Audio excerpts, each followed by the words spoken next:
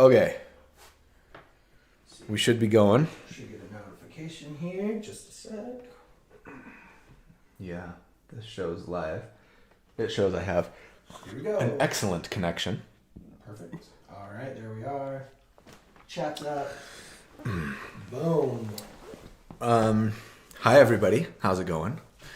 Welcome. Let us know. So this is our first time doing this in my house, though it may look very similar to you guys. It looks very similar to me, actually, too, but it's way better. Anyways, how's the sound? Is it okay? I can turn up the gain.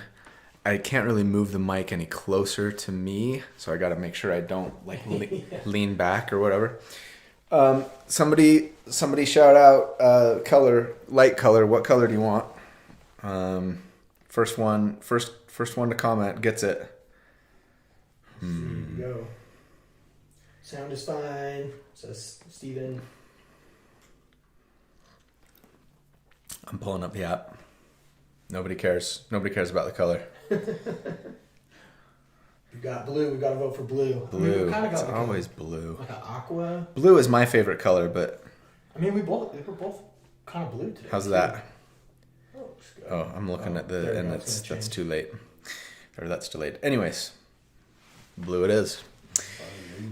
All right. So, we were just talking about how we are 5 days out from not Halloween, which is great, Yeah. but Dragon Age. Dragon Age Veilguard, which is man, we're going to have to we have kids and we got to Yeah. take our kids trick or treating and we got to be answering the door until 9 p.m. And in my case, at least, I don't actually get to play until my wife's in Yeah. bed. Once she's asleep, then I can play. So I guess it doesn't really I matter. showed this was my hack to get my wife to want to play with me. Yeah. As I showed her all of the companion characters and I was like, these guys are romanceable, eh? This guy's got some pretty nice She's shoulders, pretty don't hot. you think? That's awesome. Yeah, except for Maybe. Then the problem is, now when you guys play, does she just hang out and help you make the decisions? So we've kind of done it a couple of different ways.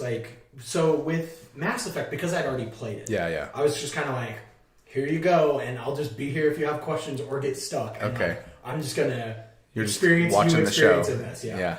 And so that was fun. But this time around, being that we both haven't played it, I think I'll just let her handle everything character creation wise. Okay. And then we'll just kind of trade off So- a little bit here and there. So Just what kinda, happens when you get to that decisive moment that you have to pick your romance partner? It's all her. I'll play again a second time. I don't care. Okay. I'll romance all the Okay. characters. Okay. I like that. Because you're like, but I want the hot elf lady. Yeah, and And "But I she's want like, the hot elf dude. that guy's shoulders. Yeah. He wins. I want the Kunari. I That's don't what know. she's The gonna say. Kunari, the horns still look weird to me. Really? I don't know. That's the one thing I'm like. You're not into... That's my cautiously optimistic. I'm like, they don't look the way they're supposed to. I don't know. It's just something's just Oh, you mean wrong. for Veilguard specifically? Yeah, for Veilguard specifically. I just something is off on Hmm. the Kunari, and I don't know if it's the placement of the horn or maybe they went a little too humanoid. Yeah. And maybe it's just because of tieflings, and so I'm like, oh, that's not a Kunari. That's Sure, a tiefling sure, or sure. whatever. I don't know. Well, I have not. I was just about to tell you before I hit play or record here. I have not watched really any trailers, anything because internet can be so toxic, Yes. and I know that there is a lot of complaining in the zeitgeist, as there pretty much always is Yeah. about anything that I love that had an other version and now it's getting a sequel Yeah. or whatever. It seems like these days more than it used to be For sure. back in the early 2000s and 2010s. It's just negative, and that's what gets the clicks, and that's what gets the press, and that's what gets the likes. And I'm just I don't have the energy for that. And so I'm just I'm just not gonna because I know I'm gonna play. It's not I want to watch the trailer to see if I should get this. Sure. I'm just that guy that everything BioWare's done with the one exception. Their last game that Anthem? was Anthem. Yeah, I didn't even play that. I didn't either. It just was bad. That was the only BioWare game that I'm just yeah, no. But everything else that they've ever done, I have both played and like one of my favorite games of all time. And Dragon Age is no exception, including Dragon Age 2, which a lot of people don't like as much. I like Dragon Age 2, to be honest. And so I just know that I'm going to like it, and I'm going to have my rose-colored glasses on, and I'm going to look past the things about it that I don't love, and I'm just going to enjoy it. Yeah, for me, I always knew I was going to play it. I was just kind of more like, is BioWare back? or is it another Anthem? And so that was kind of more like I think ever why I was into it. I think ever since the Doctors left, the original Ray and oh gosh, I can't remember their names. Anyways, like the founders, right? It's and sold to EA. I get it. Like, yeah, there has been maybe a bit of a slide in a lot of ways. That said, like, I really liked Mass Effect Andromeda. I know not everybody did. I thought it was a great game. It wasn't as good as the originals, but I liked it. The combat was better in that game than any of the first three. Like, and I would die on that hill. Like, and Inquisition was probably my favorite Dragon Age. Sorry, I know Origin was great. It was great. Yeah. I don't know. There's the thing with BioWare that has always been the case is they seem to every single game that comes out they reinvent themselves. Yeah. Which is wild. Even within the same franchise, they just completely reinvent how they're playing the game. But somehow, like 90% of what they do is still good. There's like maybe 10% of them like, I wish that was different. Yeah. But I love it regardless. Yeah. So I don't know. Yeah. I'm looking forward to it. And like the closer we get to it, the more they're kind of like peeling back the curtain on what this game is. The more I'm like, no, this is a Dragon Age game. But like when that first trailer came out, I was like, oh boy, we're in trouble. This looks so terrible. Yeah. And then just, I don't know, they made the right decision to kind of be transparent, I guess, and be like, hey, look, this is why we did XYZ. And yeah, now I'm excited. So cool. I think it's going to be awesome. Well, I can't wait. We should talk about Dungeons and Dragons. Yeah, let's talk about the thing we're doing, right? And answer questions and reply to chats. If there's time, I don't know how many questions you've got on your list. We always go over because I just go off on tangents. But if there's time, I think it might be fun to do a little bit of a postmortem on our we should. What's it called? Gauntlet experience. But there might not be time. So anyways. So apparently I was sounding like I was in the other room, so I'll talk a little closer to the mic. Sorry, guys. And I feel like the acoustics are a little more echoey in here. I need to get like some stuff to put on the walls. Yeah. But sorry, again, tangent. I'm and I've mentioned this, but like I think I'm gonna have my sister come and help me like redo this room, and we're actually gonna cover the walls in like a stone looking stuff with like wooden shelves, and I'm gonna kind of make it look like a tavern, like inside of a tavern. That would be awesome. And then I don't know what that's gonna do to the acoustics. It might make it worse. I might have to then for sure get like some baffling or some tapestries. Yeah. Anyways. I'm excited for Veilguard. I hope I love it. Me too. You can tell the dungeon dudes took inspiration from Dragon Age when crafting Drakenheim. Yeah, I can see that. I can see that too. Kind of that like dark fantasy. Yeah. For sure. Good vibe. And then we've got a question here. Okay, so for McDeezy, what are your plans for Bastion if you plan on using them in the future? Stronghold, Tower, and Lodge come to mind for my character once he hits level 5. Yeah.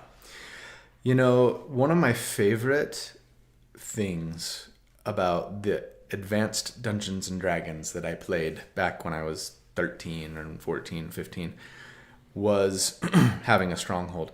Back then, it was not something that you could do until high level. Mm-hmm. And I remember spending hours and hours like thinking about crafting, creating like my wizard tower that I was going to have. And like figuring out like my budget for like guards and like traps and stuff. And just like, I had so much fun with it. And then I never, ever, ever like used it or did anything with it in actual game. Yeah. Whether because my DM was just like, meh, he wasn't as excited about it as I was, or it just never came whatever. And so like when I first found out about Bastions, my thought was, oh my gosh, love it. I loved this so much. So cool. And then my second thought was, and like, am I ever going to do anything with it? You know? That's true. Like in all of our campaigns that we've played in together, we've always had sort of a HQ, like a tavern, or like we're the room above the tavern, or we've got some like, I don't know, that old castle that was half sunk into the swamp in the Broken Spear campaign. And so we've kind of always had that, not this way though. And No. I would almost rather see what we can peel back and see like, okay, can we have a garrison to like protect this when we're gone, or like, do we need to pay to have like a staff to keep this place clean for us? Like all these kind of things that you just kind of hand waved in our campaign. I'm like, no, I kind of want to get into that actually. I want to see what that's like. The Tales of Veneria campaign, that was the most sort of like, what's the word? Like we had a stronghold and it did things, and there were like servants that had personalities and that we interacted with and like stuff like that. And it was cool and it was fun. And I think it's going to be a challenge for some DMs to find a way to like work it into the campaign in a way that feels fun and meaningful and not like obligatory and a chore. Sure. You know what I mean? I hope that people can pull it off well. I love that they've got a lot of mechanics around it.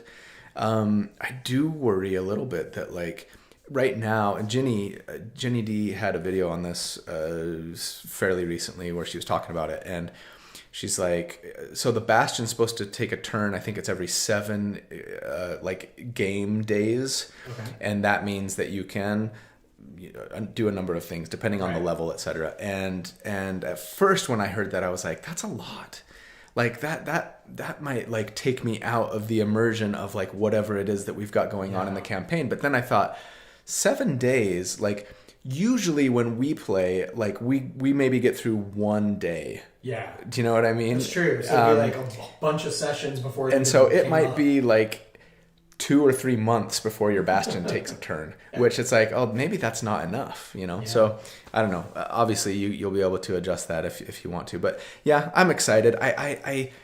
I don't know. I haven't thought too much about like, okay, what am I going to do in the next campaign that I play that has Bastions in it, because it's kind of like I'll cross that bridge when I come to it thing. But I think it's cool. There's a question that kind of ties into that from Steven. And thanks for the hundo, Steven. Hey, thanks, Steven. I'm going to get this started right. Will you be incorporating Bastions into your builds going forward? Maybe in final thoughts or a write-up? I don't think so. I'm willing to change my mind on that. And, you know, maybe especially after playing with them myself in game and kind of seeing like, oh, you know what? This is more cool than I thought, or this can do more than I thought. Just because it's already can be a challenge for Dallin to get my video edited down to under an hour. And I know and appreciate that a lot of people, especially you guys, channel members, are like, dude, like stop talking about that. Like go as long as you want. And I appreciate that. Thank you. And I'm pretty sure that it's better for the channel and for the algorithm if I can get it to 59 minutes and 59 seconds. Yeah. You know what I mean? Just because I think it just gets a few more clicks that it might not get otherwise. If people go, oh, that's like an hour and 10 minutes. For whatever reason, that feels like a lot longer to people sometimes than 57 minutes. Extra 1 second really. Yeah. So yeah, you know, and maybe I do just a video on Bastions, or maybe I throw it into the final thoughts sometimes and be like, hey, by the way, like here's an idea for a Bastion for this character. You know, they might really benefit from whatever. But probably no more than that. Similar to kind of how I do with epic boons right now. I don't really ever talk about epic boons, and it's because I never take the builds to level 19. But it's also partly because I feel like it would just get, you know, to be very repetitive. It's like, okay, look, I'm building for damage, so I'm either taking the epic boon of what's the offense one. I can't remember the names of them now because I don't use them enough in my builds. Irresistible offense, I think it is, and or combat prowess. It's like it's going to be almost those two almost every time, And so it's just like, it's not very interesting to just say that all over and over. Right. Just record it once and then we'll just clip it at the end of every video. And for your boons, take you to this or this. And sure, sometimes I do characters that aren't making attacks. I mean, I just recorded one today that's not actually. But more often than not they are. And so, I don't know. Anyways, you didn't ask about that, but there you go. Okay, we've got some other questions. So we've got, with the changes to when PCs get their subclass, how hard is it to multi-class, and is it worth it? That's a great question. Obviously it's a little tougher for clerics, warlocks, sorcerers, less so to wizards and druids, but it's still different, right? But it hasn't stopped me yet. Yeah. I guess I'll put it that way. At least I don't think it has. Maybe it has and I just don't recognize it because I kind of would go 3 levels for that, not worth it, moving on. Right. In my head, you know what I mean? But I haven't felt like that I've tried to do builds and just been like, gosh, you know what? This just is not going to work because they're not going to get their subclass until level 3 now. That said, there are plenty of builds that, it would be even better if I could still get that subclass at level 2 or level 1. Yeah. Like the one that I just recorded today, actually, that has 3 levels of wizard. You guys know about it because I put it in the help me name my builds Discord channel. It's the cantrip only user. And it's like 3 levels of wizard, 3 levels of warlock, and then a bunch of levels of sorcerer. And yeah, if we could have got wizard at 2, that would have been nice because I'm just there for the evocation stuff. Right. So what class gets the most punished then for trying to multi-class? Is it warlock? Because you used to be able to just go take a quick dip, get, Max Blade and then move on. Or cleric even. I think it's probably got to be warlock, cleric, or sorcerer because those were the ones that got their subclass at 1.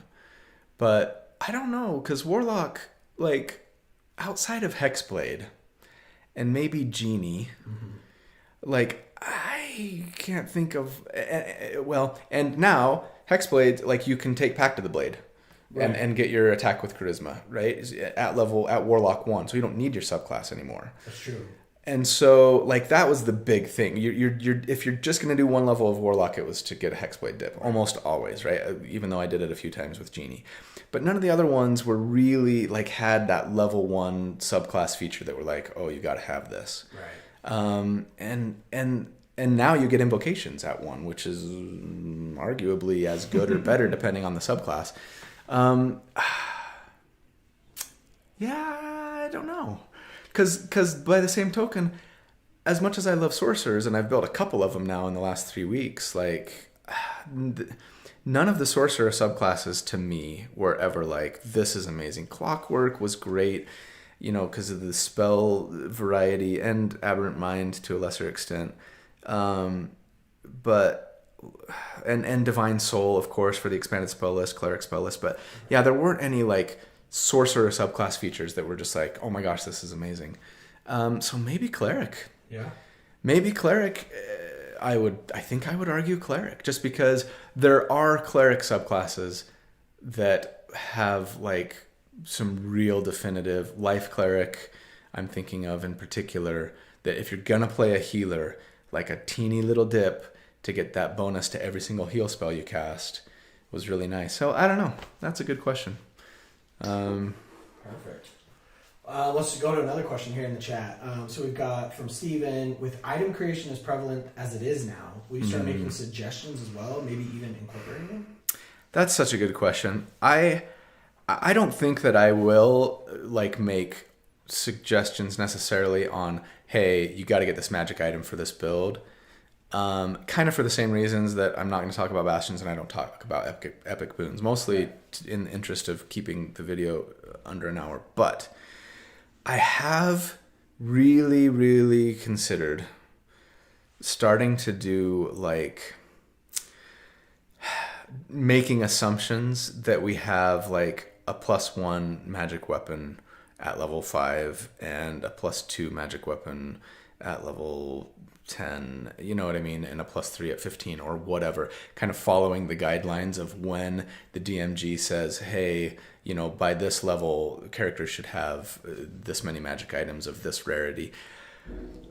It's hard. It's hard for two reasons. One, it's hard because it means that like I can no longer do an apples to apples comparison of the build that I'm making right now to the builds that I've done so far, unless I go back and recalculate the numbers for all of the builds that I've done so far.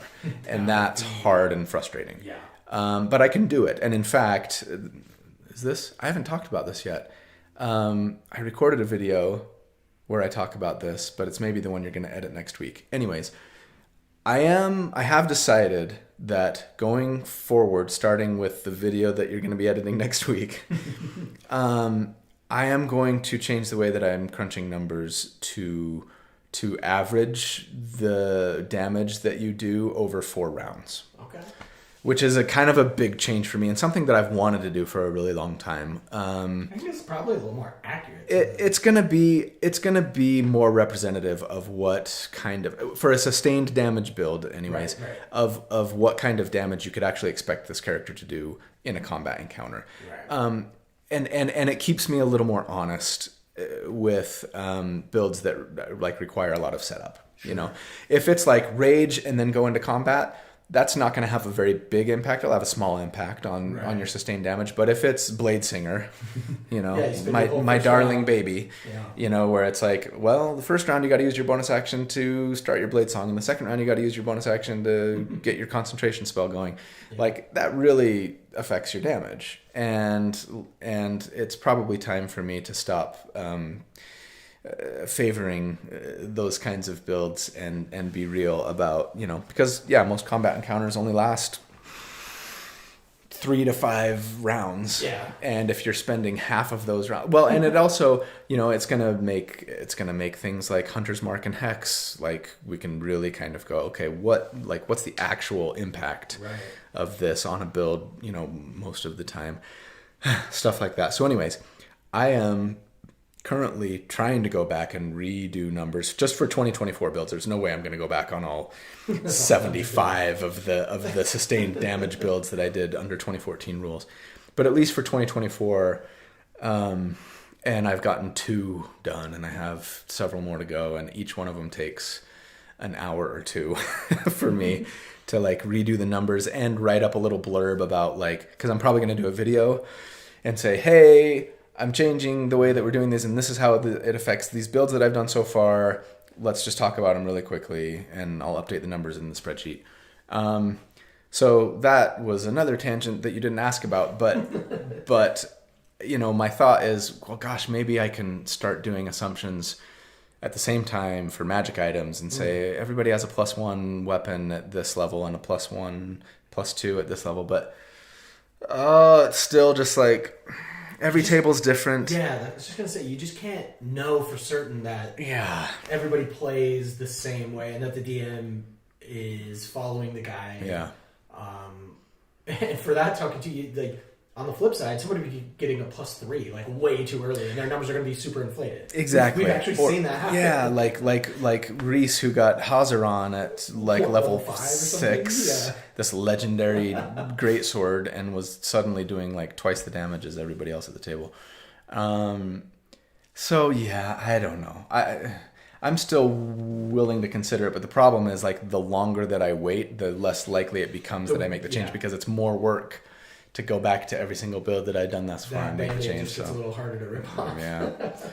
So I don't know. But one nice thing about it, though, too, is that it both reflects, you know, what most people probably are going to experience at their table, or at least, well, yeah, and probably keeps me honest about the actual power of spells like Magic Weapon or an artificer's ability to create their own magic items. You know what I mean? Because it's like, yeah, it's great if you can get a +1 magic item and nobody else has one. That's really good. The reality is everybody else who wants one probably has one by now, so it's not actually much of a power increase.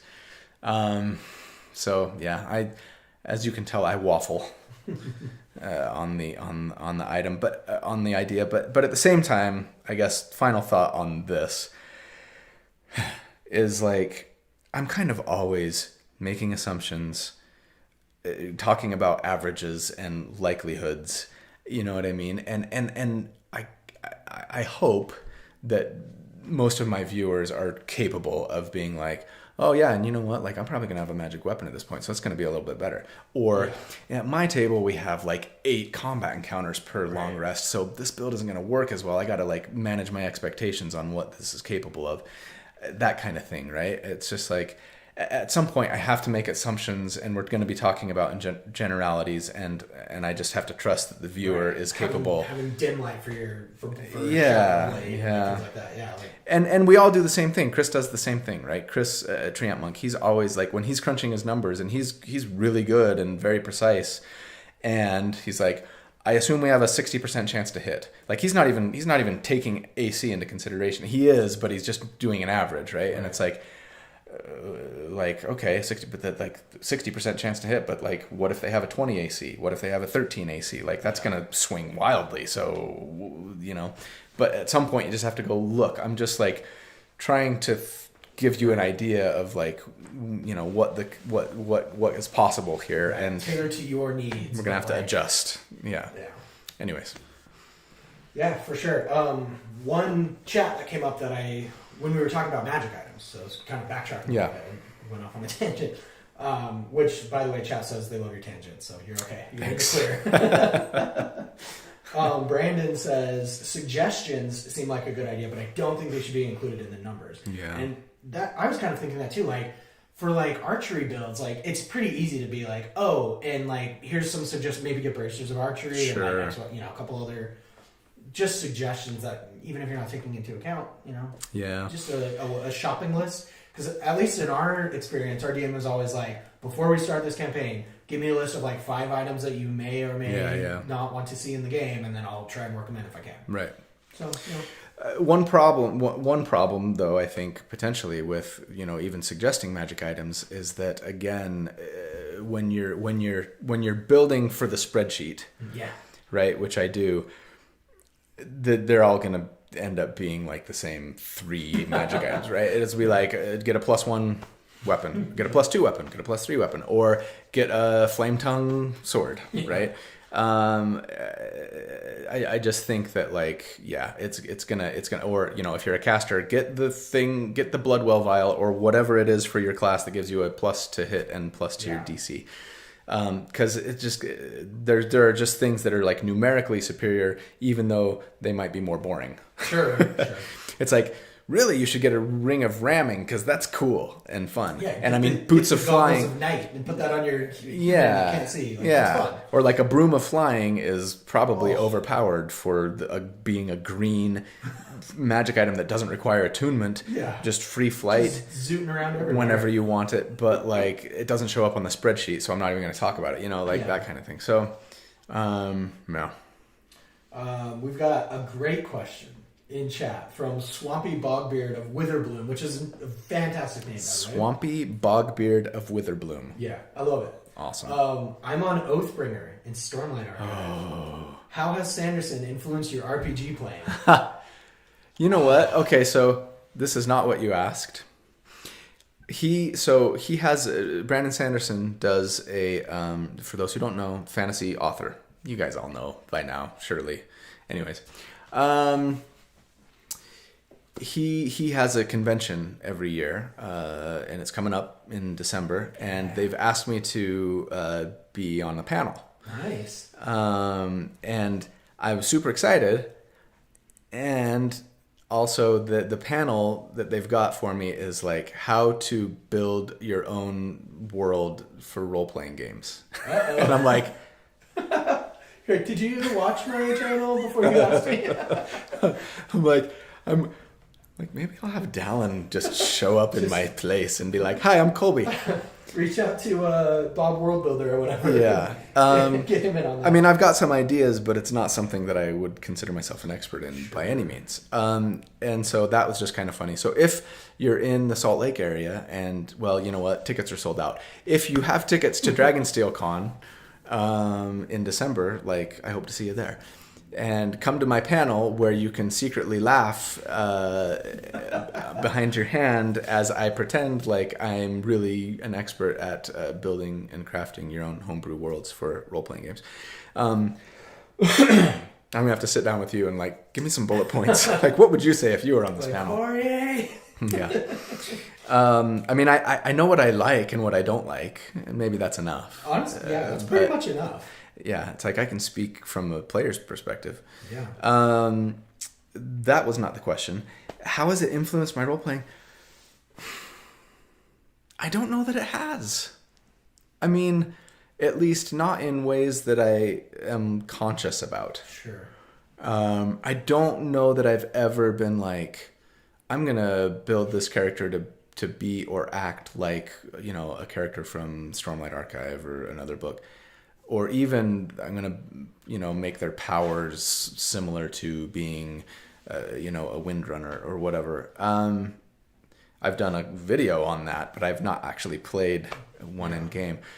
That said, like, I love the themes of particularly Stormlight Archive, but Sanderson books in general, about, man, the guy has some pretty good, like, I feel like he must go to therapy. Do you know what I mean? Yeah. Which is great if he does, and frankly, we all should. I'm of the opinion that like every single human on the planet like should do therapy. But a lot of the things that he talks about and the ways that the things that his characters go through and the ways that they progress through their like trauma and like past mistakes and like and stuff is so inspiring to me. Yeah. And so I do love, to see that. And I do try, I suppose, to kind of play my characters and build my characters with kind of that in mind of like, I want these guys to like progress. That's not necessarily unique to Sanderson, right? But I want my character to kind of have this challenge or this thing from their past that they're kind of trying to work through and grow through and improve through, or at least when I can do that with a character, it's always more satisfying to play. And the story that we all tell together of our individual characters' progress, you know, it becomes even as good as or better than the actual plot of the like defeating the bad guys. You know what I mean? For sure. Yeah, so, I would say Sanderson kind of leans into like the good guys are always good, the bad guys are always bad type fantasy. Sure. He doesn't have high fantasy, classic fantasy. Sure. I don't know what you want to call it, but he doesn't really go into a lot of morally gray. There's not a lot of gray. But I think as our peer from DMing you and being, you know, at the table with you, I think you've kind of maybe already had that kind of built into the characters you bring in. Yeah. Where you're kind of like more of a classic fantasy character. Yeah. Like the paladin is the paladin and he smites the demons and the devils because that's what he does. Yeah. And so, I don't know, maybe like you already had that baked in, so it's not necessarily that Sanderson's influencing you. You kind of already were that way. Sure. It's just like you gravitate towards what you already like, you know what I mean? Yeah. That's fair. So my challenge then is with the next character I make to make them a little more like Geralt and less like Dalinar. I mean, to be fair, Dalinar is like, oh yeah, like a pretty evil dude. Yeah, like in his past. Yeah. Oh yeah. And for sure. but that, again, that's maybe not morally great. That's just like he was evil and now he's good. And then he said sorry and moved on. Yeah, exactly. Yeah. Let's see. Okay. Ooh, here's another good one. And I think I know for you, but let's dive into it. So, Tio So says, how well versed would you say you are on the nuances of the Cosmere as a whole? I mean, if the scale of complexity of the Cosmere and like all of the like minutia of like every Easter egg and like, oh my gosh, I didn't realize that this character is actually a World Hopper from Scadrial. Yeah. Because it said that they were wearing like metal rings on their fingers. Right. Like that kind of stuff. Like, so if a 10 is like knowing every single detail about every single character and everything, like I've got the Coppermind memorized. And 0 is like I've read the books and I didn't even realize that like you could go from one realm to another. I'm probably a 7, maybe a 6. I would say 7 for you. For sure. Like but there are things now. My son Knox, who is a big fan as well, and he is like he's got like an engineer's mind. I'm a English major guy, and he's like, I want to know how everything works. Sure. And we'll go to Disneyland or like Universal Studios, and he's like not enjoying the ride. He's like trying to look around the corners and figure out like, how are they doing that? Oh, like they're projecting. There's like a light back there, and they're like projecting over. And I'm like, stop it! You're like breaking the immersion for me. Like I'm trying to enjoy this ride. He's like, I'm gonna build it at home. So he spends as much time or more like scouring the internet and watching YouTube videos and everything to figure out every single little who is this and where is that and why and who and when and how. So he's better than I am. He's like a 9. And I'll go to him now. He's my resource to be like, who was this character? How do we know that they're from this other planet? Oh, it's because in, Words of Radiance, blah, blah, blah. And I'm like, oh, cool, thanks. Nice. So yeah. How about you? 4. Really? I've read the books. Yeah. I love the books. Yeah. I haven't read everything in the Cosmere, so I can't even Sure. say that, but like there's a couple characters I'll be like, oh, that's this person, obviously, especially like when it's obvious, like Sunlit Man. I'm like, oh, that's yeah. But there's some other characters I'm like, I feel like this is a character from somewhere else, but I have no idea. Yeah, because they just feel out of place. Yeah, I don't know, like a 4. But you have a tattoo. I do. That's just my love of Dalinar. Yeah, which is just me in fantasy form, basically. So like. I have not yet inked anything from Sanderson's World onto my skin. Yeah. Nor do I have an inscription from him on my book calling me the Blackthorn, which is... That was a great day. I'm so jealous honestly. All right, let's go over to the Discord questions. So we have a couple. So we've got one from Bincor. Do you think it would have been good for 5.24 to have some sort of like video game-esque early access? And well, he kind of has like a scenario too. He says, here's what I'm thinking. Go one step further than the UA and release a complete, finished but not polished digital book. Give it a few months, maybe half a year, improve it, patch it based upon feedback. But I honestly think like that sort of happens in a way already with the playtest. With playtest and with feedback that they could get. They call where they release like a sheet and oh my gosh. Not Unearthed Arcana. Unearthed Arcana. Okay, it's UA.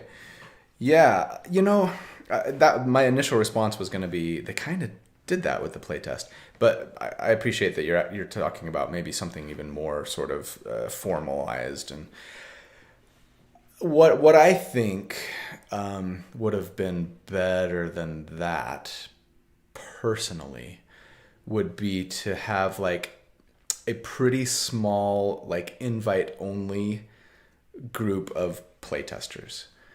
Now obviously they well, I don't know if it's obvious, but I'm sure that they play tested the crap out of it internally, right? But sometimes it's difficult to get perspective on your product when you're the one helping create it. Yeah. And so they opened it up to the public and they took a lot of feedback, and I happen to believe that they probably read most, if not all, of that feedback and took it into consideration. But obviously, some things still slip through the cracks, right? Yeah. Like one that's going to be in your video next week. Sure. And I just wish that what I wish is that they would have said, okay, let's find people who like know the mechanics of our game like better than we do. Yeah. Treant Monk, like maybe Will from D&D Shorts, maybe the Dungeon Dudes, maybe Pack Tactics, maybe and some others. And now, of course, I'm just thinking about mechanics and numbers. I'm not thinking about presentation and like role play and all of that kind of stuff. Right. And so maybe you get people who are experts there too, right? But like for sure, if they would have said, "Hey, let's invite these 10 or 20 people that like have sort of made it their career to analyze our game," right? What they think, and like let's have them play test and get and solicit feedback from them very specifically, and maybe give that some extra weight, because not because I feel like I should have been consulted on this and I could have helped them, you know what I mean? But it's but like and frankly, less me and more like Chris Triamlunk, I think, is better than I am at like this kind of analysis. Like, man, if they just would have invited Chris into the room and been like, tell us about all these things, like he could, I think it would have been a much better product. Yeah. And you know, maybe I'm biased because I know Chris and I like him. But you know, somebody who has like a long track record of like experience with the game, who plays the crap out of it, who makes a living like analyzing it, you know, to say, hey, like, you know, you guys give us your thoughts on this. Like, I'm sure that Contra Minor Elementals would not have made it into the game in its current state, you know, and you know, you wouldn't have been able to cast Hallow with an action, you know, as a level 10 cleric, and Hunter's Mark would have gotten, you know, they would have made the Rangers better, and Hunter's Mark, it wouldn't have been so dependent on Hunter's Mark unless Hunter's Mark maybe got some buff so that it didn't require a bonus action to transfer eventually, and it didn't require concentration, you know, etc. Yeah. So I mean, I guess the short answer to the question is yes.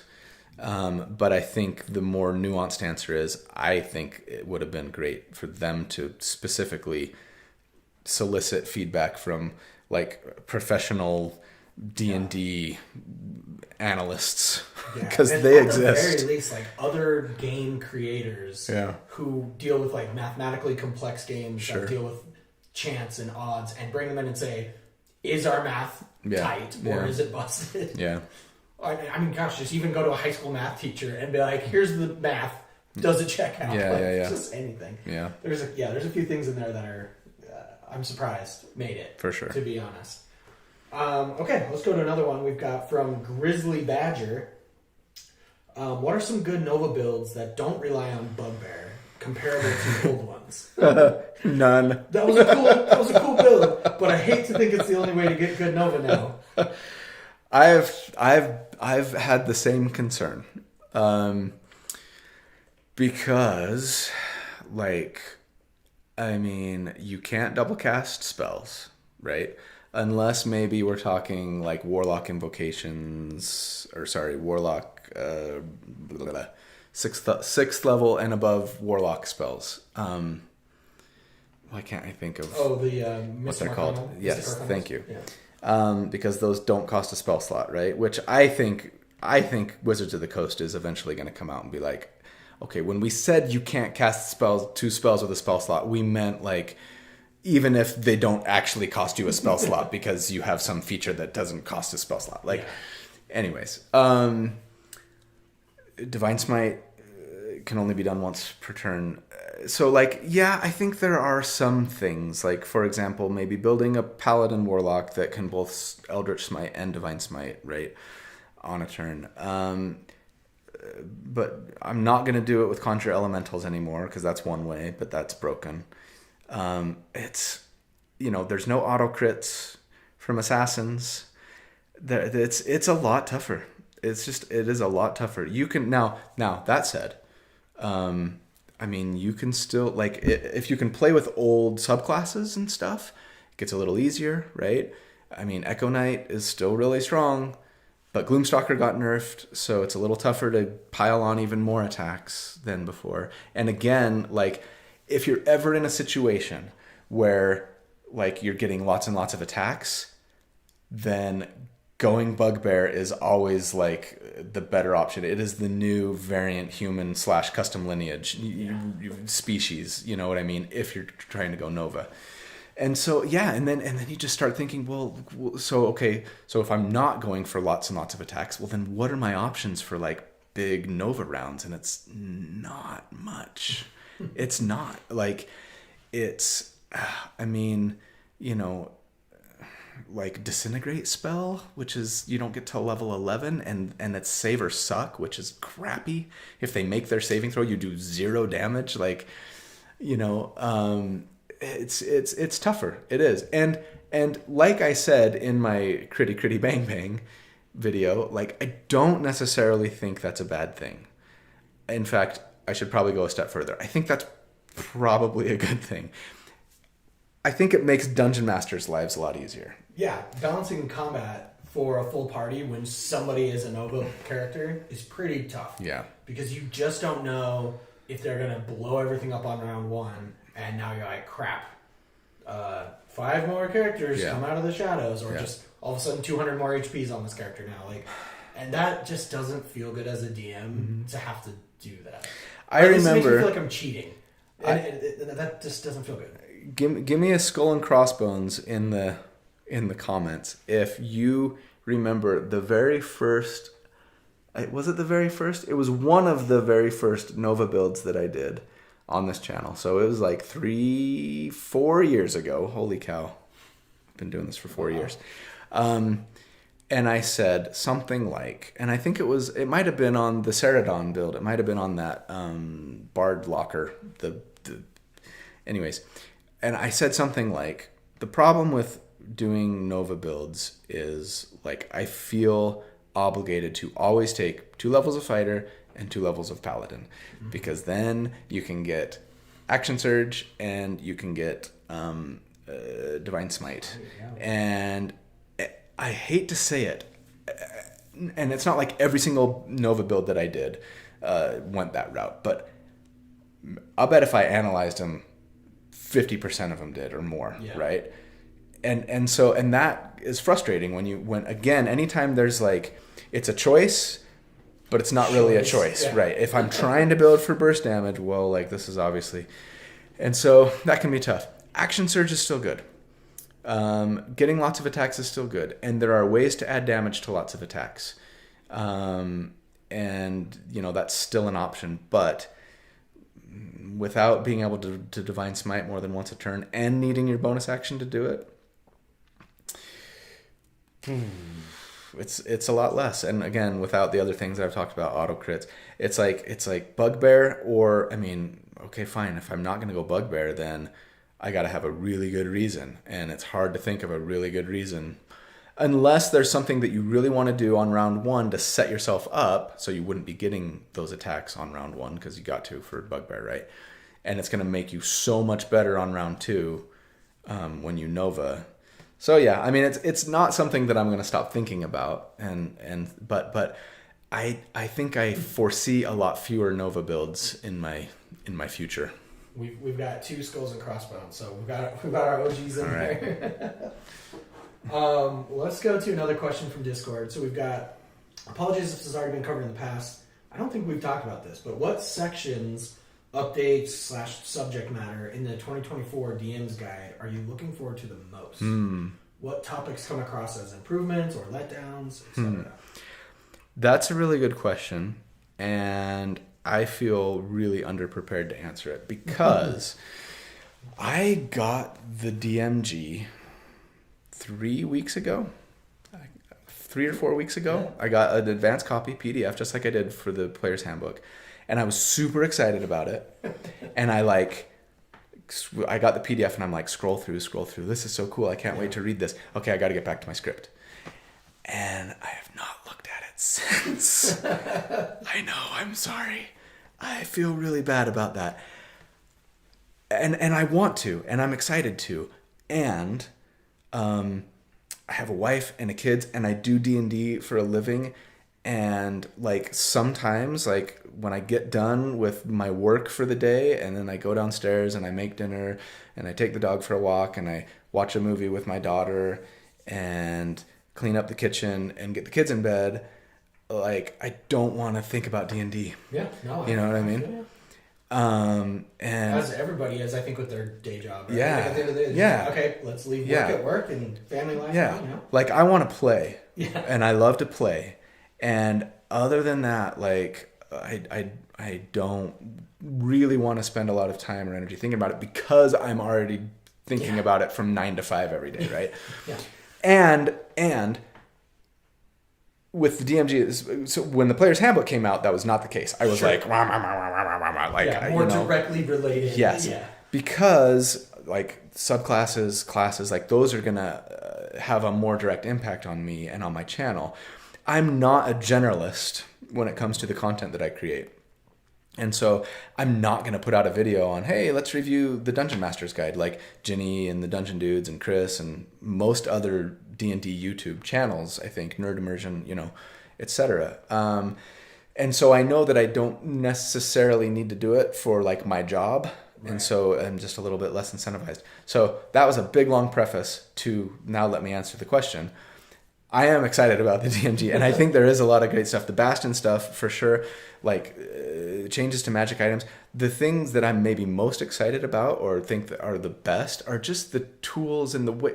They've just done a better job, I think, of like teaching you how to be a dungeon master, which is what a dungeon master's guide should do, right? Exactly. And kind of holding your hand and giving you sheets to, you know, use and stuff like that. So yeah, maybe the my favorite thing about it is like the lore stuff, because even though I've played D&D since it was Advanced Dungeons and Dragons, like I haven't read every book and I don't know everything about the pantheons and the different realms and the different planes and the who's who of, you know, etc. I mean, I know from the campaigns that I've played, yes, from the books that I've read, yes, like Dragonlance, I could talk about that stuff all day, but like Greyhawk, not so much, right? Sure. And so I do love and appreciate that they're like, hey, you know what? Let us educate you a little bit on like, so when we talk about Tasha and when we talk about Odaluk and when we talk about, you know, these planes of hell and these major players and these factions, like here's a little bit of info on what that is, so that you can just feel like, oh, like I'm like immersed in this world now a little better. And I really like that. So there's a lot about it that I'm a big fan of. The reworking of the encounter builder, where they've basically just like increased the difficulty. They haven't changed a lot about it. They've kind of just increased the XP budget. But still, I think it should help anyways create a little more level appropriate challenges. So yeah, there's a lot about it, and I fully plan on like diving in at some point. It's like I need to take a week off almost. I feel like to be able to just go, I really want to read this right now. So anyways, as a never DM, as a permanent player, you know what I mean? Like I'm a little spoiled, I guess, and so it's a little less necessary for me to read, or at least that's the excuse that I tell myself. So cool. All right, let's go to Samantha Vimes' question. Would you like to see every full caster get an extra attack subclass? If so, what would an extra attack sorcerer subclass look like? Oh. What kind of soul would give a sorcerer extra attack? What other abilities would you like to see it have?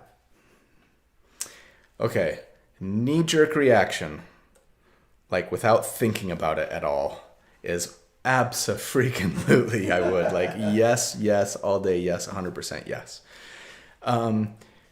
Because I love Gishes, and I love characters who can do both martial and casting. And if you have a Bladesinger, and if you have a Swords Bard, like, why can't you also have a Swords Sorcerer and a Swords Druid and a Swords Cleric? I mean, and you kind of do, like with the Cleric especially, you've got the War Cleric, but like, it's not the same. It's not enough. Like, you got to give them extra attack. Like, you just have to. Okay, you either have to give them extra attack or give them a unique to their subclass ability that adds a lot of damage once per turn, right? Like, you could get away without having extra attack if you had a Conjure Minor Elementals like ability as far as the damage that it adds and the scaling that you get from it, but it only worked once a turn. Like, then it's like, okay, you know what? I don't need more attacks than one, or maybe one and a bonus action or something like that. And tangent, I wish they would do more of that, because sometimes it gets a little when everything is better with more attacks, right? It's like, well, give me like one really good one. And I'm sure that's what they were thinking when they said, well, we'll just make Divine Smite once per turn. But it's like, if I'm sacrificing my bonus action and it's a spell, well, it's got to do better than 2d8, plus 1d8 per spell level. And maybe that's something that they could have done, now that I'm thinking about it, thinking out loud. Like, double the damage from Divine Smite if you're only going to make it once per turn. That's awesome. Anyways, so now, would that be good for the game is an entirely different question. because I'm, we all know that there's a martial caster divide. Most of us are willing to admit that there is a martial caster divide. And generally speaking, characters that can cast spells are going to be stronger than those who can't. There's already like this feeling that I have and a lot of other people have of like I want my martial to be the best at something. Like, okay, if I can't control the battlefield and I can't heal my allies and I don't have as much utility, well, then let me hit harder than anybody else, right? Or whatever. And so the danger of making every caster class have a better Gish option is like, oh, but now the pure martials are going to be even sadder. Yeah. And so how do you do it in a way that still feels cool and still feels valid and valuable, but doesn't just overshadow, martials even more, pure martials? I think the true power of a Gish though comes from the versatility. Yes. And they should realize that, and I hate to want to nerf. Don't do it. This is the opinion. It's a hot take. I know this. It's not very hot. It's just not what I want. It's hot take in this room. It's gonna get me kicked out of here if I'm not careful. But I think the true power of the Gish is the utility, yes, control, versatility. Like yes, and if they could maybe say nerf the damage a little bit. You're not as strong as a martial, and you're maybe not even as strong as a caster. You're kind of halfway good at both, master of none, but you have so many more options available to you to do whatever you want. Because I feel the martial character should be the hardest hitting character, and the spellcasting character should be the most battlefield lockdown type thing. And the Gish should almost be I don't really fit into either of these things, but I've kind of got a little bit of this and a little bit of that. And that's my tool belt, and I'm Batman here. I have a tool for every occasion. Yeah. And to me, that's a Gish. The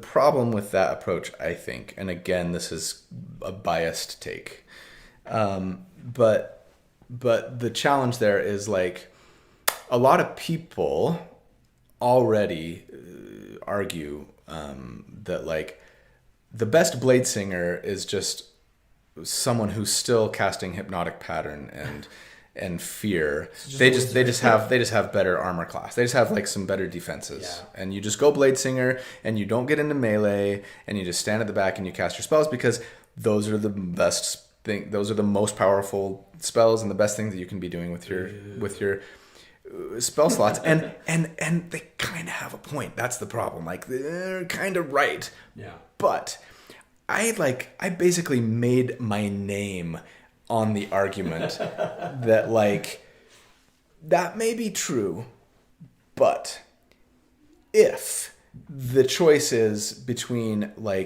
a martial character who does a lot of damage and a blade singer who is going to fill that same role, right, then if you build the blade singer right and you play them the right way, they can do this thing that the fighter barbarian or whatever is doing. They can do it just as well, maybe better, and have some added versatility and coolness.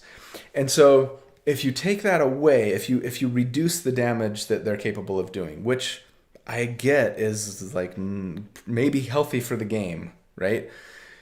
At that point, I go, well, maybe I don't go into melee anymore on my Bladesinger, and I do, but I'm concentrating on Wall of Force and or Hypnotic Pattern or Web or whatever, and that's okay. But then you go, okay, so I'm gonna go into melee, which means I'm more likely to lose concentration. I'm more likely to take damage. Yeah. I only have a D6 hit die. Like, even if I can get a high armor class, I'm still pretty squishy. Yeah. And if the damage that I'm doing as a result of going into melee is not that much better than what I'd do just standing back and like casting Firebolt, then sure. You know what I mean? So it's tough. It's tough to find that balance. Right. But yeah, like I absolutely get the argument of like they can't be like the best at everything, right? Because then what's the point of playing anybody else? That's why they're so popular. Yeah, because everyone's like, "Whoa, I want to be the very best, the best there ever was." Samantha's question was like, "What would that sorcerer gift look like?" Yeah. And I have not really thought about that other than to fantasize about having one. I haven't tried to like build it. Yeah. So beyond extra attack, what would they get? I mean, gosh, with meta magic, that would be so fun. Yeah, you know what? Ooh. I'm gonna say that's what I'm gonna say. I'm gonna say, don't give them extra attack. Give them a martial class a martial subclass that does that thing that I said at the very beginning, that does a lot of damage once per turn. Mm-hmm. So they don't need extra attack, and they can but like you have to have levels in sorcerer, and the damage that it does scales with sorcerer levels or something, right? Yeah. And so I guess it's a Divine Smite like ability, but that actually is worth giving up resources to use. That would be cool. I tried this week with the cantrip only character that I just recorded today.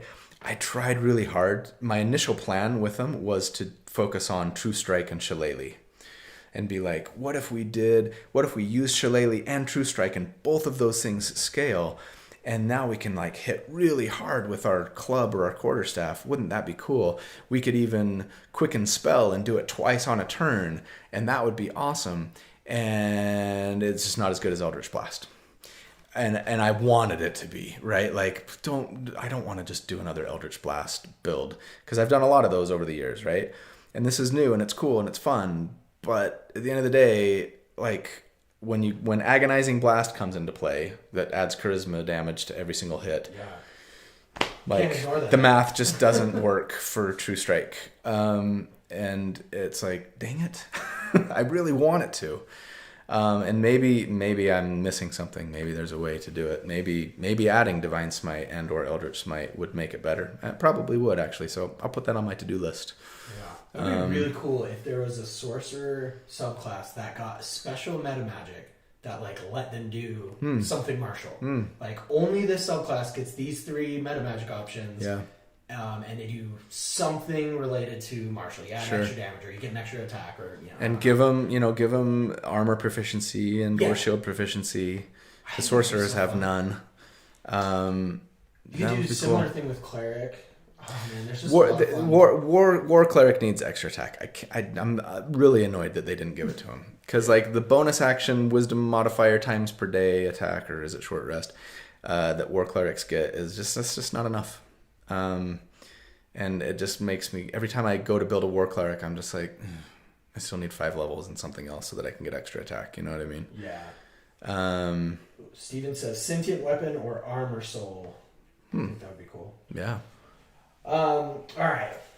So we've got 15 minutes. We've got a couple questions left on Discord. Oh, no, because we started at 2:30. We're over. We're already over. Do you want to try and do a real quick postmortem of our yet to be released absolute butt spanking of a gauntlet run. I feel like I need to redeem myself in the eyes of at least the few dozen people that watch this. Oh man. Okay, so and sorry if we didn't get to your question. Get it in the next one. We'll get it in the next one. I've got it right here. It's not going anywhere. But so this is, we're already over time, so we weren't going to get to your question anyway. This is just a bonus post-credit scene. Okay, for those of you who know the channel CMCC Builds, great guy, cool channel. He and some of his friends have built this gauntlet, they call it, right? Well, several gauntlets actually. They're basically one-shots that are designed to really test character. And actually getting through a gauntlet is rare and very difficult. Most people TPK at some point, right? And they've released several videos of like different people like running the gauntlet, right, or one of the gauntlets and failing and or succeeding.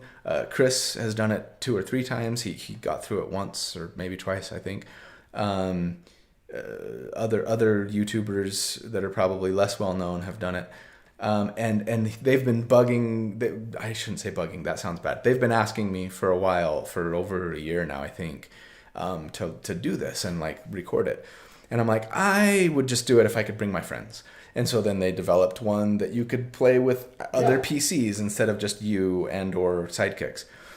And so I'm like, yeah, hey, Dallin, Preston, like, do you guys want to do this? And it just like didn't work out. It didn't work out. Timing. And then finally, this month, it was like, okay, yeah, I think we've got a time that we can all kind of get together and do this. Let's do it. So we did. And we failed miserably. We got through 2. I think we did 3 combats. 2 of 6 we beat. There was 6 combats. We TPK'd on the 3rd. Yeah.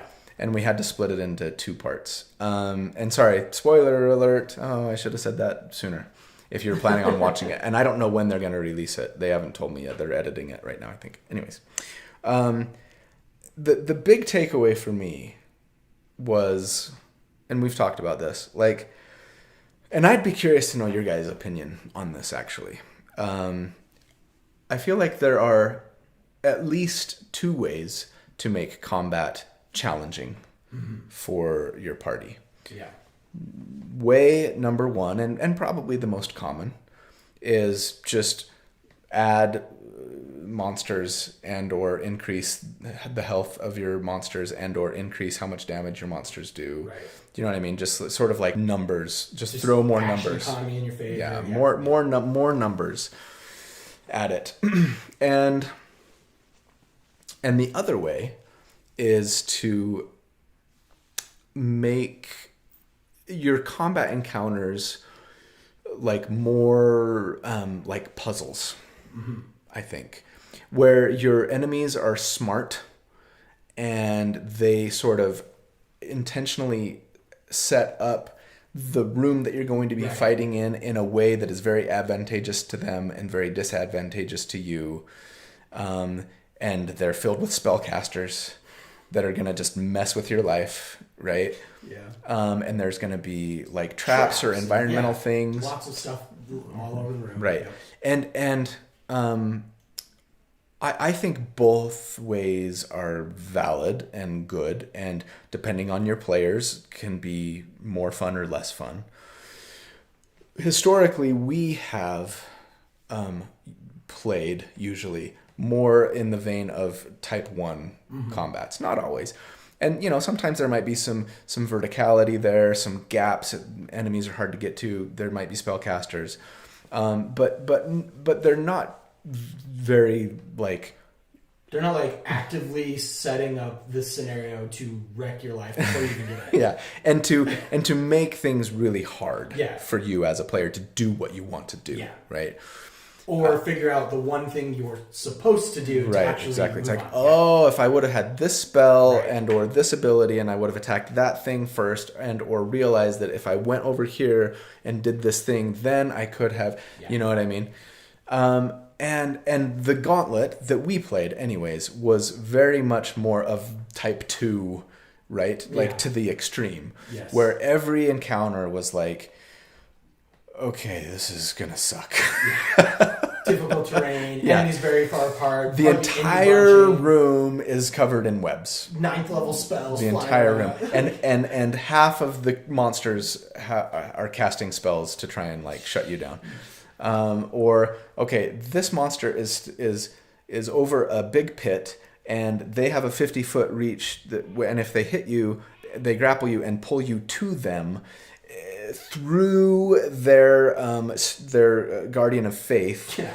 And they're going to hold you in place. And if you get out of the grapple, then you're going to fall 50 feet or 25 feet or whatever down to the bottom of the pit and take damage and not be able to reach the monster unless you climb back out. Like waste a turn getting out. Yeah, like that kind of stuff. And it's just like, okay, we did not bring, and I said this, I think, while we were recording, I'm like, we brought a knife to a gunfight, or more like we brought a meat grinder to a Swiss Army knife fight, right? Like we would have benefited from having lots of like different ways to deal with every single kind of issue that like a DM might throw at you. Not, we've got Spirit Guardians up. We've got what's the Druid version of Spirit Guardians now? Conjure Minor. Woodland Beings. Conjure Woodland Beings I know up. It's conjure something. And an Elemental monk that can push and pull enemies into and out of those two spell effects. And we're just gonna like, in my head, I'm thinking when I think Gauntlet, I think we're just going to be like, there's just going to be waves of monsters coming at us, right? And we're just going to be like grinding them up. We're just going to be like goblins and orcs and who knows what else coming at us. And like maybe we'll get some flying enemies, but we'll figure out how to deal with that.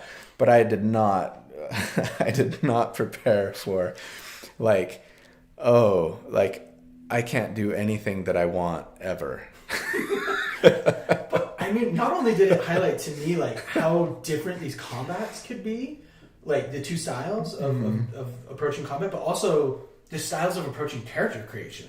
Because on one hand, like what you do, where I'm beholden to the spreadsheet, I'm maxing out these numbers, I'm trying to get the highest hit, like hardest hitting, highest damage at every time I hit, basically. Yeah. And then for this particular gauntlet, it would have been very helpful to have a character that, yes, hits hard, but has access to everything they need to lock. That Swiss Army knife character would have been insanely valuable. Everybody needs counterspell. Yes. Everybody needs like Misty Step, insanely high ACs, or ideally an ability to fly. Right. Yeah. Really, really good saving throws, and that's not news, right? Sure, making your saving throws is important. But yeah, etc. Ways we all needed ways to heal one another.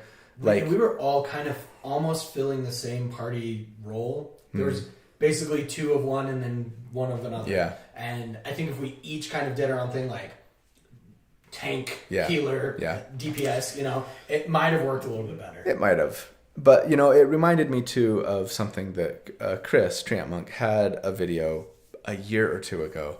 And it was like the best spells to take as a player. No, it was like the best spells as a DM and the worst spells as a DM or something like that. And it was a really good series. And one takeaway for me was, look, as a DM, like here's a list of spells that, while very powerful, like you should use these with caution as an NPC, because they're designed to shut down your player characters, whether holding, like paralyzing them, stunning them, basically removing their ability to do anything on the turn might make a combat challenging, but it's not fun for a player to just have to sit there during combat and not get to do anything, right? And there was a lot of that. Like we had one fight where there were two enemies that would pop out of like total cover and cast paralyze or hold person upcast to affect all of us, and then go back into full cover, and then another one would do the same thing on their turn, and it's like we ran out of counter spells, and then it's like, if you don't make your saving throw, like you're paralyzed. Yep. And I mean, we managed to survive that combat, but only by spending like basically all of our resources. Every spell slot was a counter spell. And so then we limped into that third fight and just got plastered.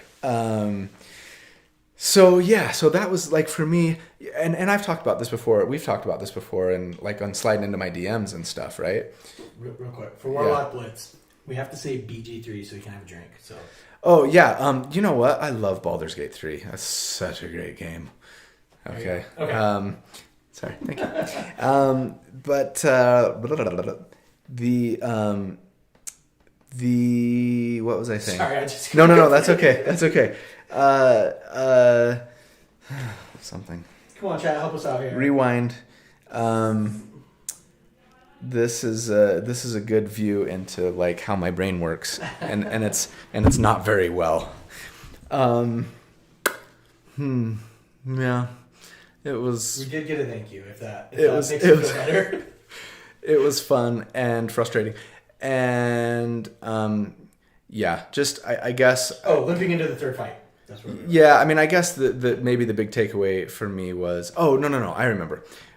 We've talked about this before on the channel. We've talked about it in sliding into my DMs. Right. Like, as a DM, I don't know if you necessarily want to play the game as like a tactics game. Yeah. Me as the DM versus my players, and I'm trying to play a tactics game against them, right? Now, some people might really enjoy that. And frankly, it might be more fun for the DM to play that way, depending on your DM. Depending on your DM, for sure. Right? Because maybe DMs get bored with just like, and then 5 goblins come and they attack you, right? Yeah. And I do appreciate a challenge, and I do appreciate like being required to think outside of the box. Mm-hmm. I just think if you're going to do that, and I'm not upset with anybody from CMCC for creating this gauntlet, you know what I mean? Like they're trying to challenge us, and mission accomplished. But like if you're going to translate that into your table in your game, like that's definitely like an expectation that you're going to want to set with your players, and talk with them about that, right? And be like, hey, just so you guys know, like, you know, like these like a lot of my combat encounters can be, think of them almost more like puzzles than just straight up like whoever does the most damage wins kind of scenarios. And again, like that's fine and fun potentially. It's just like maybe avoid like shutting down your players so that they can't do anything, and make sure that the expectations are set appropriately so that they know, hey, I'm going to come into this and it's not just going to be like a bunch of monsters that I got to kill. I mean, maybe sometimes that's fine, but also sometimes it's like, okay, like I'm going to have ways to like solve problems outside of just doing damage, right? And again, like I have no problem with that. In fact, I would even encourage it at least once in a while, but just make sure that everybody is sort of anticipating that and going into it like going, okay, like that's going to change maybe what spells I prepare, you know, how I build my character. Yeah, it forces you to just look at your character differently. Yeah. That's all. Yeah. It was a lot of fun to play that style that we don't normally play. Mm-hmm. But it was also very frustrating in a lot of ways because it just felt like constantly getting countered. Yeah. And I don't know, we've always played D&D as a very cooperative storytelling. Yeah. And I know it like wasn't malicious or anything, but it often felt like it felt that way. Damn, again? Yeah. Come on, man. Sure. Like, are you out to get me this time? And like you start kind of like look a little like when it's finally your turn, you're like, I'm gonna kick your ass. You know what I mean? And when every monster is like smart enough to like focus fire you, or to know, like when every monster knows like what your abilities are, and he has a 15-foot reach, so I can move this far and not take an opportunity attack, and you know, and stuff like that. Again, that's the DM playing a tactics game against their players. Yeah, and the line for what becomes metagame versus not is even more blurred as a DM. As a player, you kind of always, what does my character know? But as a DM, you're like, I know everything. All my characters know everything, I guess. Yeah. Like, it kind of felt that way. Sure. Like, I know you can only move this far, so I'm going to put it specifically so you can avoid this. Yeah. And you're just like, oh, come on. Yeah. So, I guess at the end of the day, like, you just have to ask yourself, you know, what is the goal here of our game in general and of this combat encounter? Is it to, you know, if it's to have fun, then like, okay, well, what does that look like, and what does that look like for my players? You know, is it to help them feel cool and powerful? Is it to challenge them? I vote that one. Yeah. First one. Is it to challenge them? Maybe it's both. Maybe it's both. Yeah. Right. But maybe it's like a little bit of challenge and a lot of feeling cool, or maybe it's a lot of challenge and a little feeling cool. At the end of the day, I think I'm generalizing here. 80% of players, right? Like, I'm just throwing out this number. Yeah. 80% of players are playing to escape into the game, not to like have a second job where they have to perfectly know everything that a character does. Because there were times in that game I would make a move and then immediately was like, I did the wrong thing, and I just realized it now, and it's too late. And now I have to stress about it. And now I'm stressed, and now I we're gonna ruined die. the game for everybody else. And like, I don't want that weight on me. Like, I just want to play and have a good time. You know what I mean? Mm-hmm. So I don't know. I think a lot of us go to D&D for escape. Sure. But we also want to escape into being something awesome, which is why we like to build powerful characters and strong characters, not to test their mettle and be like, did I do it right? It's like, did I slaughter that thing? Because that was awesome. Yeah, I felt like a superhero. Yeah, exactly. What I'm curious to know, like, what the general let's see. We've got feedback consensus is. The Gauntlet doesn't sound fun. Sounds like the opposite of fun. Antagonistic DM versus player is not a fun cooperative game. We had one a few years ago. Our group quit and walked away. I could totally see that happening if that was like not agreed upon beforehand. And just a one shot that was specifically designed to like test your characters, right? Like, the goal here is to try and kill you, and then maybe you come back and maybe it makes you rethink, okay, I'm going to change my character build in these ways so that I can better cope with, you know, a variety of problems or whatever. Then we've got, I'm sure it'll be a great video regardless of the outcome. I'm looking forward to it. I think it will be a good video. You'll get some laughs. Yeah, and you'll be like, to me especially, you idiot, why didn't you do this on your turn? No, what they'll be saying is, like, I can't believe you have a character that doesn't have dark vision. Or, like, you know, why do you keep trying to attack this thing when you're restrained? Or, you know, whatever. It makes you think, what is the optimal choice? But for every choice, and that's like a tightrope walk. That's you like put one toe out of line, and you wrecked the encounter. You're done. You're dead. Right. That's a scary. You know, it's a high wire act. It's fun. Well, anyways, thanks for sticking with us for the bonus content. You guys are awesome. I love you, and thanks for your support. And yeah, you know, I do think that maybe at the beginning of the year sometime I think I'm going to open up. The more I think about it, the more I think it might be the right move to say any level gets access to all of the member benefits. I'm a little nervous about what that might do financially, but yeah. Anyways, so stay tuned for more on that, and have a great weekend, and we'll see you guys Halloween. Soon. Yeah, happy Halloween next week. I hope you dress up. Don't be lame and dress as nothing. Dress as something. Yeah, you could dress as the Flannel Crew Lumberjack Bros. This is blue for the Dodgers, man. They're going to the World Series. Go Dodgers. Epic. Anyone but the Yankees. Sorry, New Yorkers. All right, see you guys later. Yes, and go vote.